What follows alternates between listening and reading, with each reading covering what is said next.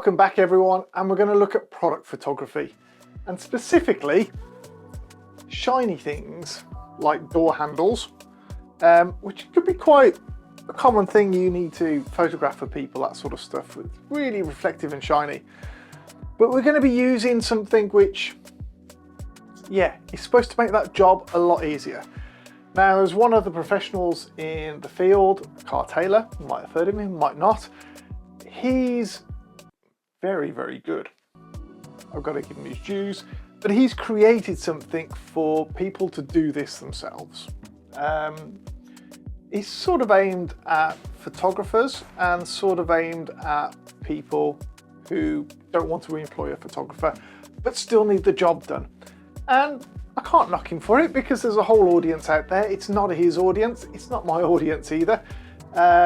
So I thought I'd give it a try and let's have a look. Now, normally, if you've seen any of the stuff we've done on shiny stuff, we use scrims and everything else, but we're going to try it with his little device today. So let's go and get his device. So his device came in a big package. So it's not really that large, but it's nice to keep it into that. And if we take it out of here, what we're going to find, hopefully, I haven't tested this yet, this is the first test as well, so it comes in a nice bag to store it away in. Move that out.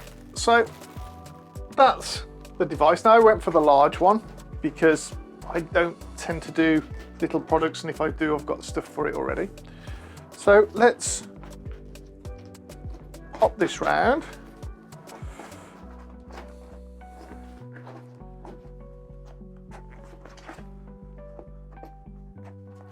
And there we go, done, nice and easy. It's almost like the cone of shame, isn't it, for your dog? So that apparently is going to sit over the top and allow me to photograph this in a variety of ways. So I'm going to test it. So first off is I'm going to take some pictures with just natural light, because one of the things we get is we get the reflections into that. So if I just set this up and take a picture now, it's not a bad shot, and if you took that yourself, but I've got colour reflected in it, probably from the lights in here, and I've got bits of everything else, and it's a bit, yeah. So in its simplest form, without any light at all, that can literally go over the top.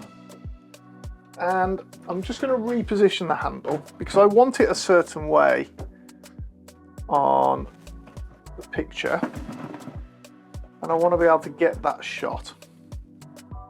So straight away, I can see the difference in that, and you should be able to. We've got a lovely soft gradation on everything, which is really, really nice. Now, obviously, you can get away with not having cutouts and things like that, apparently, using it and using different bases, and it is acceptable in that instance. I probably still would cut this out, because places like Amazon and everything else want it so that you've got pure white backgrounds, which I'm not going to get with this method, in all fairness.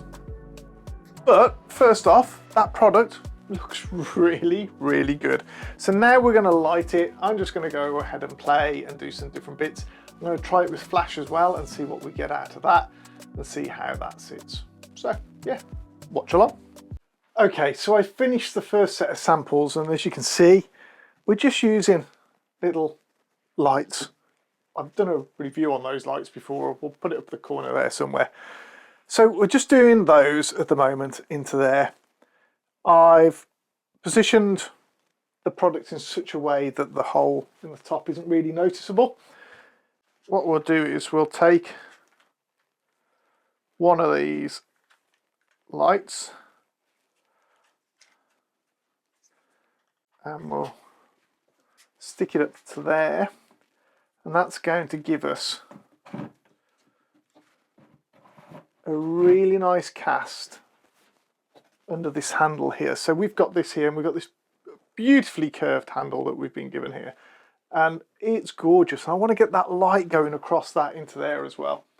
I think that's quite important. So you do get the option of playing in how you position this and getting your lighting just right. And in all fairness, that needs to come up as well. There we go. And that's perfect. Yeah. Maybe I should have done that a long time ago. Brilliant. Okay, so as you can see, I'm just going to test it with a Speedlight. I'm just using one for now, just to see. So we're just going to turn that off and just make sure that I am getting nothing in the frame, black frame. So yes, we are. So I'm at an f11, 200th of a second, 200 ISO. So now we're going to turn the flash on. Let's go and add some more flash into that now. Let's move these out of the way. Well, I thought I was convinced by the video lights, but actually you still can't beat flash. It's such a nice reflection off that and gradient across it all. That is stunning. Yes, I did just say that about a piece of metal. So obviously I'm using Speedlights in here. It's a tiny product. I'm not going to bring all the studio lights in for that. In all fairness, I don't see the benefit of it. If we're dealing with bigger products, then we use studio lights, but for this sort of stuff I'm quite happy using Speedlights. They have got lithium batteries in, so it's, you know, you can keep cycling them just as much. They're not as powerful. I don't need the power that I need with the studio lights. I'm doing everything close up. So yeah, well, well done, Carl. I'm impressed. I actually think I'm going to use this more now in some of my product photography than I would have thought. I normally like setting up sets and everything else, but this is so easy, so quick to use, and so versatile as well, which is what I like. Yeah, you've done a good job designing that. Yeah, wish you every success in that. Brilliant, well done. Well, hope you like that. There's nothing more to it. It is what it is. Obviously, you've been seeing the pictures as we've been going along. Like and subscribe. Love to see you on here. And the link down below to this on Karl's site in the UK. There's one for the US as well.